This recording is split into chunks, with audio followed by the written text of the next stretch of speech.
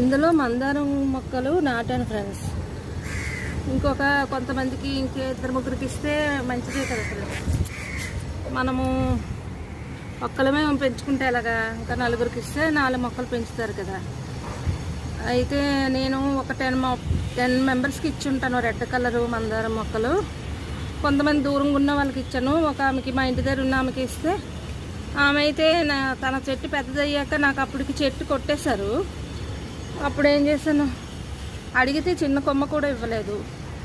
ఇప్పుడు అది ఇంకొకరికి ఇచ్చామనుకోండి, వేరే వాళ్ళకి, వాళ్ళు కూడా పూజ చేస్తారు పువ్వులు పెట్టి. ఆ పుణ్యం కూడా మనకు వస్తుంది కదా ఫ్రెండ్స్. ఫ్యూచర్లో మొక్కలు పెంచితే మంచిది, మనకు ఆక్సిజన్కి ఇబ్బంది ఉండకుండా ఉంటుంది ముందుకి. అందుకే అందరూ మొక్కలు పెంచుతారు, చిన్నవో పెద్దవో ఏవో ఒకటి. కొంతమంది అది గమనించుకోరు.